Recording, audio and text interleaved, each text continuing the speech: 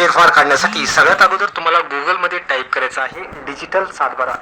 जसे तुम्ही हा कीवर्ड टाईप कराल त्यावेळेस तुमच्या स्क्रीनच्या डेस्कटॉपवरती अशा प्रकारची एक लिंक दिसेल, डिजिटली साइन्ड सातबारा. तर या लिंकवरती तुम्हाला क्लिक करायचं आहे. जसे तुम्ही या लिंकवरती क्लिक कराल तर अशा प्रकारचा इंटरफेस तुमच्या कॉम्प्युटरच्या स्क्रीनवरती दिसेल. या ठिकाणी दोन पर्याय तुम्हाला दिसतील, रेग्युलर लॉग इन आणि OTP बेस्ड लॉग इन. मित्रांनो, रेग्युलर लॉग इन करण्यासाठी तुम्हाला लॉग इन ID आणि पासवर्ड हवा आहे आणि OTP बेस्ड लॉग इनसाठी ज्यावेळेस तुम्ही रजिस्टर कराल त्यावेळेस जो नंबर तुम्ही त्या ठिकाणी टाईप केला होता किंवा त्या ठिकाणी रजिस्टर केला होता तो नंबर टाकून त्या नंबरवर जो OTP आलेला आहे तो OTP टाकून या ठिकाणी तुम्ही लॉग इन करू शकता. तुम्ही जर अजूनही या ठिकाणी रजिस्ट्रेशन केलं नसेल, तुमच्याकडे युजर ID आणि पासवर्ड नसेल तर तुम्हाला या ठिकाणी न्यू युजर रजिस्ट्रेशन या लिंकवर क्लिक करायचं आहे. जसं तुम्ही या लिंकवरती क्लिक कराल एक फॉर्म या ठिकाणी ओपन होईल, न्यू युजर रजिस्ट्रेशन फॉर्म. या ठिकाणी तुम्हाला personal information, address information, log in information ही सगळी माहिती टाकायची आहे. न्यू युजर रजिस्ट्रेशन करताना जी माहिती टाकायची आहे ती आहे तुमचं फर्स्ट नाव, middle name, last name, gender म्हणजेच तुम्हाला तुमचं लिंक सिलेक्ट करायचं आहे, नॅशनॅलिटी, मोबाईल नंबर टाकायचा आहे, ऑक्युपेशन तुम्ही जे काम करता ते टाकायचं आहे, ईमेल ID असेल तर तो टाका, डेट ऑफ बर्थ म्हणजे जन्मतारीख टाकायची आहे. त्यानंतर जो ॲड्रेस आहे तो पत्ता या ठिकाणी टाकायचा आहे. तुम्ही जर फ्लॅटमध्ये राहत असाल तर फ्लॅट नंबर, फ्लोअर नंबर, बिल्डिंगचं नाव, पिनकोड, रस्त्याचं जे लोकेशन असेल ते लोकेशन या ठिकाणी टाकायचं आहे. त्यानंतर सिटी एरिया, डिस्ट्रिक्ट आणि स्टेटमध्ये तुम्हाला महाराष्ट्र निवडायचं आहे.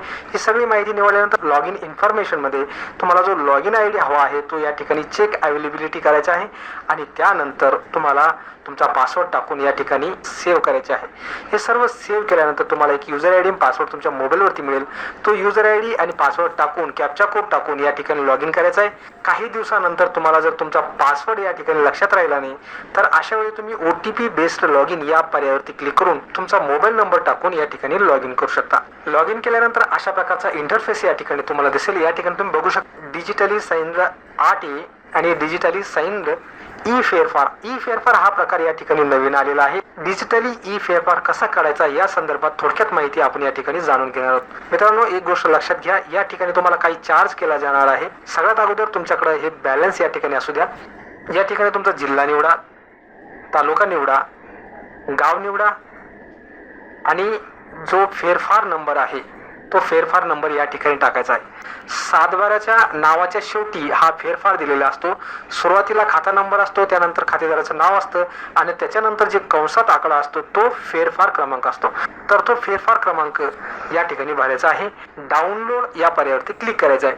जर तुमच्या अकाउंटमध्ये या ठिकाणी पैसे नसतील तर रिचार्ज अकाउंट या पर्यायावरती क्लिक करा. अकाउंट रिचार्ज करण्यासाठी या ठिकाणी बरेच पर्याय दिलेले आहेत. UPI आहे, नेट बँकिंग आहे, अनेक प्रकारचे पर्याय या ठिकाणी दिलेले आहेत. यापैकी कोणताही पर्याय वापरून तुम्ही अकाउंट रिचार्ज करू शकता आणि अकाउंट रिचार्ज झाल्यानंतर तुमचा डिजिटल सातबारा असो, डिजिटल 8A असो किंवा डिजिटल ई फेरफार असो हे संपूर्णपणे अगदी काढू शकता. मित्रांनो, हे सर्व करण्यासाठी असं काही नाही की तुमच्याकडे विशेष लायसन्स पाहिजेत किंवा विशेष परवाना पाहिजेत किंवा तुमच्याकडे CSC ID पाहिजेत.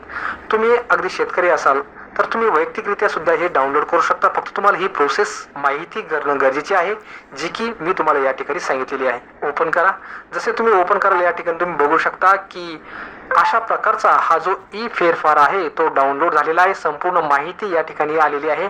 जमीन कोणी विकली, कोणी घेतली, त्यानंतर तुम्हाला जर बँकेमध्ये कर्ज घ्यायचं असेल तर हा फेरफार तुम्ही प्रिंट करून त्या दस्तऐवजासोबत लावू शकता. तर मित्रांनो, अशा पद्धतीने आपण या व्हिडिओमध्ये जाणून घेतलेला